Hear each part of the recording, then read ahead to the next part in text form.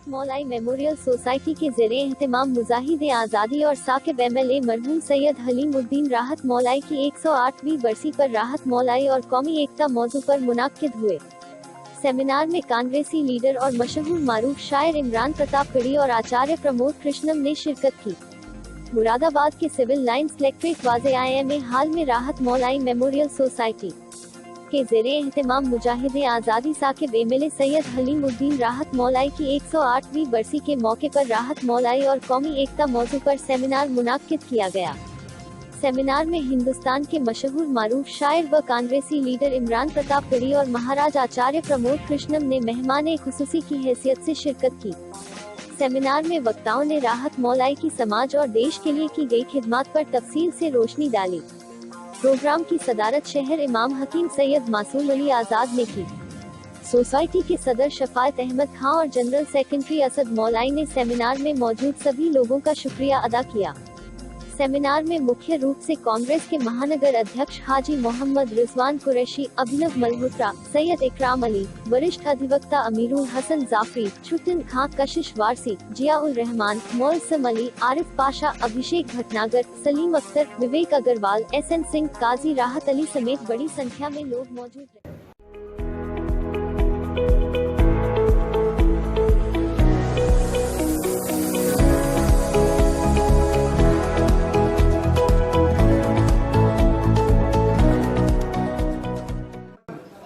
हमारी मुरादाबाद की नेतृत्व करने वाला व्यक्ति, जिसके लिए अगर बैलेट डालना है तो लोग औरतें अपने गहने भी डाल रही हैं। उस समय के जज्बे को देखिए और उस नेता के बारे में सोचिए। आज कोई एक सत्र के लिए MLA MP बन जाए तो निश्चित रूप से उसके परिवार का 7 पुश्तें सुधर जाती हैं। और स्वर्गीय राहत मौलाई साहब ने हमेशा और हमेशा मुरादाबाद की जनता के बारे में सोचा और यही उनके ख्यालात रहे और इसी वजह से आज ये कार्यक्रम यहाँ पर ऑर्गेनाइज हो रहा है। और उनके बारे में सच्ची श्रद्धांजलि यही होगी कि हम उनके इतने बड़े जीवन काल में से, चाहे उनका वकालत का पेशा हो, चाहे राजनीतिक पेशा हो, चाहे सामाजिक। From Aligarh Muslim University. My great grandfather Mr. Halimuddin वो के लिए बल्कि आगे आने वाली नस्लों के लिए भी, which was very rare in those days. उन दिनों में ये बहुत आम बात नहीं थी। So although I was never lucky enough to meet my grandfather, मतलब मैं उनसे कभी मिल नहीं पाई क्योंकि मेरी पैदाइश से पहले उनका इंतकाल हो गया था। But his charm and charisma still exists around us, and it has made me feel special many a times. The respect that people have for him, दिलों में उनके लिए है, वो आज भी रिफ्लेक्ट होती है। कैसे जब वो लोग हमसे आके मिलते हैं, हम उनकी दूसरी जनरेशन है, और जिस तरीके से लोग हमसे आके बात करते हैं वो it reflects in the behavior they have. जब 7वीं क्लास में पढ़ता था तो मेरा स्कूल प्रतापगढ़ में मेरे घर से 12 किलोमीटर दूर था। हम 2 दोस्त स्कूल जाते थे, एक का नाम श्रीकांत मिश्रा था और एक का नाम इमरान था। साइकिल से स्कूल जाते थे हम 12 किलोमीटर जाते थे, 6 किलोमीटर वो साइकिल चलाता, 6 किलोमीटर मैं चलाता। मैं थोड़ा ज्यादा तेज था तो कभी कभी मेरे हिस्से की साइकिल भी वो चला देता था। हम स्कूल छोड़ करके क्रिकेट खेलने चले जाते थे तो वालिद साहब तलाशना शुरू करते और पकड़ने के बाद जब पिटाई शुरू होती थी तो जितने थप्पड़ मुझे पड़ते थे उतने ही श्रीकांत के हिस्से में भी आते थे, या श्रीकांत के पिताजी कभी पकड़ लेते थे तो जितने थप्पड़ श्रीकांत को मारते थे उतने ही मुझे भी मारते थे। लेकिन आजकल मैं सोचता हूं कि अगर काश मेरे वालिद साहब एक थप्पड़ श्रीकांत को मार दें या श्रीकांत के पिताजी एक थप्पड़ मुझे मार दें तो वो थप्पड़ कब हिंदू मुसलमान बन जाएगा, कोई भरोसा नहीं है। समाज यहाँ आके खड़ा हो गया है और मुरादाबाद के बारे में बाहर बड़ी बड़ी बातें होती हैं कि मुरादाबाद तो बड़ा सेंसिटिव शहर है, बड़ा संवेदनशील है, बड़ा एकदम तलवार की नोक पे रखा हुआ शहर है। लेकिन यकीन करें, मैं आपकी तारीफ के लिए बात नहीं कह रहा हूं। मैंने जो कौमी यकजहती, कौमी एकता यहां पर महसूस की है, मैं दावे के साथ कह सकता हूं कि हिंदुस्तान का कोई भी शहर एकता के मामले में मुरादाबाद को पीछे नहीं छोड़ सकता, इसमें कोई दो राय नहीं। मैं सलाम करूंगा यहाँ के तमाम जिम्मेदारान को, उनकी सोच को। मैंने देखा है तमाम हिंदू मुसलमान को एक साथ यहाँ बैठ करके चाय पीते हुए, बातचीत करते हुए, गप्पे लड़ाते हुए। ये जो इस शहर की खूबसूरती है, इसे बचा के रखिएगा, और इसे बचाना हमारी नई नस्लों की भी जिम्मेदारी है। मुझे अच्छा लग रहा है कि असद साहब ने इस प्रोग्राम को सर्वदलीय नहीं बल्कि समझ लिए समाज के सारे हिस्से के लोगों को बुला करके इस प्रोग्राम को सियासी चीजों से ऊपर रखा।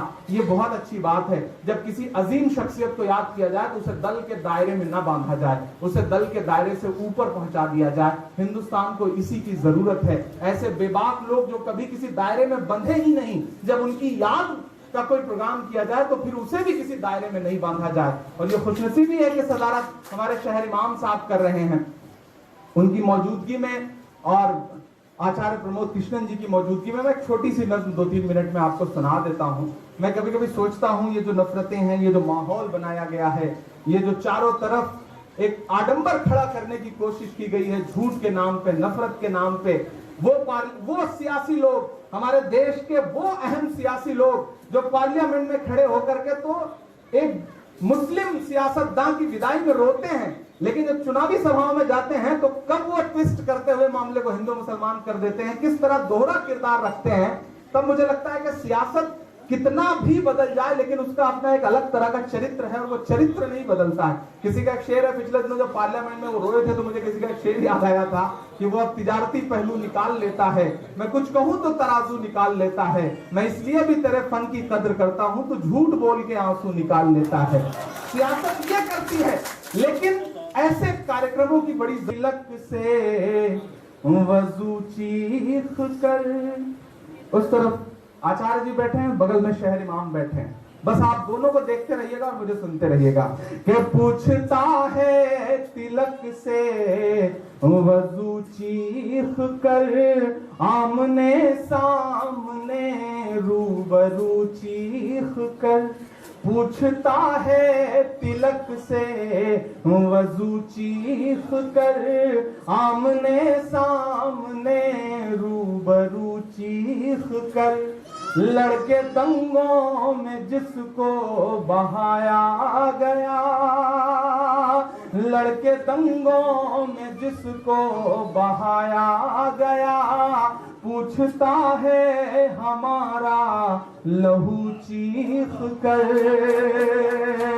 जब तेरा मेरा, जब तेरा मेरा, जब मेरा तेरा एक ही रंग है, जब मेरा तेरा एक ही रंग है, फिर बताओ भला किस लिए जंग है, फिर बताओ भला किस लिए जंग है, जब मेरा और तेरा एक ही रंग है, जब तेरा और मेरा एक ही रंग है, फिर बताओ भला किस लिए जंग है, फिर बताओ भला किस लिए जंग है।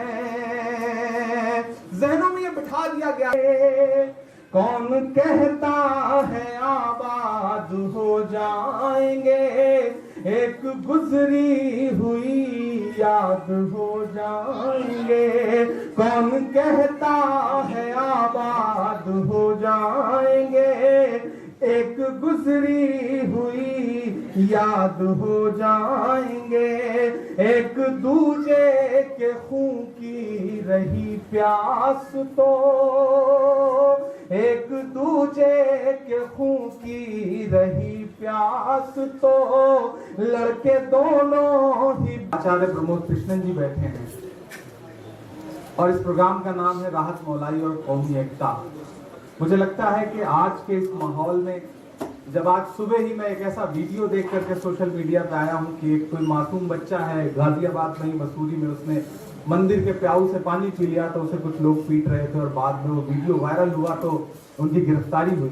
ऐसे नफरत वाले माहौल में मुझे लगता है कि इस स्टेज की जो तस्वीर है वो पूरे हिंदुस्तान को दिखाई जाए कि कौमी एकता ये होती है, कौमी एकता ये होती है।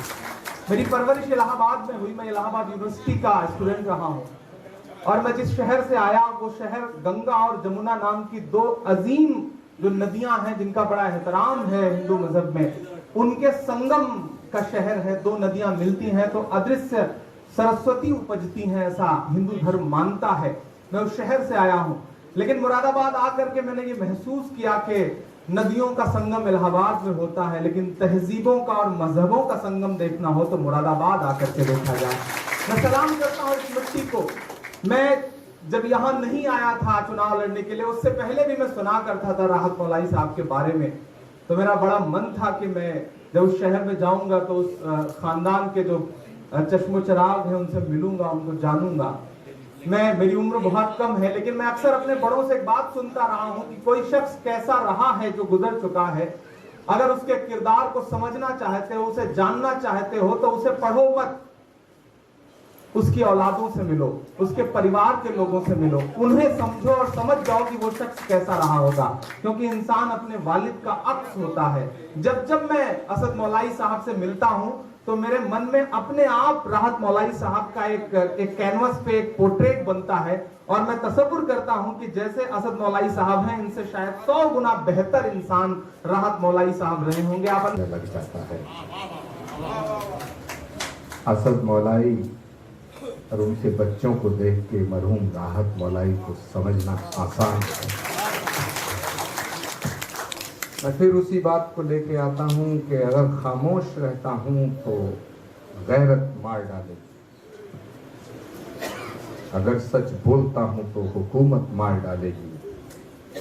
अमन के चाहने वालों जरा सा जागते सोना, अमन के चाहने वालों जरा सा जागते सोना, लड़ाकर आपस में वरना सियासत मार डाले। मैं बड़ी जिम्मेदारी से कुछ बातें करूंगा। अभी इमरान भाई बोल रहे थे असद आपस में लड़ो, इतनी खूबसूरत नज्म अभी आपने इमरान साहब से सुनी है। एक एक शब्द और उस शब्द की जो आत्मा है, अगर आप उस पर पहुंचेंगे, उस तक पहुंचने की कोशिश करेंगे तो समझ में आता है कि मुल्क क्या है। भाई मैं चुप हो जाऊं या फिर आप बोलो? मैं बड़ी जिम्मेदारी से बात कर रहा हूं क्योंकि यहाँ सभी दानिशगाह तशरीफ पर रहा हूं और ये 200-250 की महफिल नहीं है, ये पूरे हिंदुस्तान की महफिल है। उपनिषद कहता है कि अयम निजे परोवेत गणना लघु चेतसाम उदार चरित नान्तु वसुधैव कुटुम्बकम। इसका मतलब है कि पूरी दुनिया, पूरी वसुधा एक परिवार है, एक कुटुंब है। और ये मैं नहीं कह रहा, ये उपनिषद कहता है, हमारा शास्त्र कहता है वसुधैव कुटुम्बकम। इस्लाम के हवाले से अगर मैं बात करूं तो कहा जाता है अल खल्क अयालुल्लाह, कि तमाम मखलूक अल्लाह का कुनबा है। अब जरा दोनों बातों को ध्यान में रखिएगा। सदर मोहतरम तवज्जो चाहता हूं कि अगर पूरी वसुधा, पूरी दुनिया एक परिवार है, एक कुटुंब है, तो फिर असद मौलाई भी उस कुटुंब का हिस्सा है। और अगर तमाम मखलूक अल्लाह का कुनबा है तो आचार्य प्रमोद कृष्णम भी उस कुनबे का हिस्सा है। अब सवाल उठता है कि फर्क आया कहां से? अभी असद मौलाई साहब ने शेर पढ़ा कि आ जाओ इस सर के नजर को भी मिटा दें, दुनिया ये समझती है तुम और हो हम और। ये झगड़ा है क्या? अगर आपने मेरी तारीफ की, मैंने आपकी तारीफ की, तालियां बजी, माला पहनाई गई, तकरीर हो गई, चल दिए, मुझे नहीं लगता कि हम लोग इन लोगों से लड़ पाएंगे। जो हिंदुओं को गाली देता है वो जीत जाता है, जो मुसलमानों को गाली देता है वो जीत जाता है, जो दोनों को जोड़ने की बात करता है वो चुनाव हार जाता है। हमें जमीन पर बात करनी पड़ेगी और एक ऐसी शख्सियत की याद में हम यहां इकट्ठा हुए हैं, अगर हम सच ना बोलें, हक की बात ना करें तो बेईमानी होगी। मेरे दोस्तों, ये मसला क्या है? मुझे आज तक दुनिया में कोई धर्मगुरु, कोई धर्म की किताब, मैंने किसी पन्ने पे ये लिखा हुआ नहीं देखा कि परमात्मा दो हैं। सब कहते हैं परमात्मा एक है। हिंदी में उसे भगवान कहा गया, अरबी में उसे अल्लाह कहा गया, पर्शियन में उसे खुदा कहा गया, इंग्लिश में उसे गॉड कहा गया, लेकिन बात तो एक है। कोई इसे ट्यूब कह दे, कोई बत्ती कह दे, कोई रोशनी कह दे, कोई विद्युत कह दे, कोई ऊर्जा कह दे, बात तो एक है। कोई सूरज कह दे, कोई सूर्य कह दे, कोई भानु कह दे, कोई भास्कर कह दे, कोई आफ्ताब कह दे, बात तो एक है। तो जब परमात्मा एक है, हम सब उसके हैं, तो वो हमारा है, तो झगड़ा हम अपने बुजुर्गों के नफरत में चलकर कामयाब हुए हैं। हमारा नफरत खत्म करनी है, मोहब्बत बढ़ानी है। इंसान के दो ही रास्ते हैं, एक रास्ता हिंसा का है, अहिंसा का है। अगर अहिंसा पे चलेंगे तो अमन ही अमन रहेगा, हिंसा पे चलेंगे नफरत ही नफरत पैदा होगी। तो हम सबको चाहिए अहिंसा को आगे बढ़ाएं, हर एक की इज्जत करें, बड़ी की इज्जत करें, छोटे झपड़ करें, ताकि हमारा शहर, हमारा मुल्क तरक्की कर सके और प्यार मोहब्बत पैदा कर सके। मैं बहुत ही ज़्यादा करता हूँ, वहाँ भगवान बहुत दिया, और ख़ास तौर पर हमारे आचार्य जी और इमरान कावड़ी साहब ने यहाँ आकर हम सबके लिए एक राज बताई और बातें बताई। हमें करना चाहिए, हमारा बहुत बहुत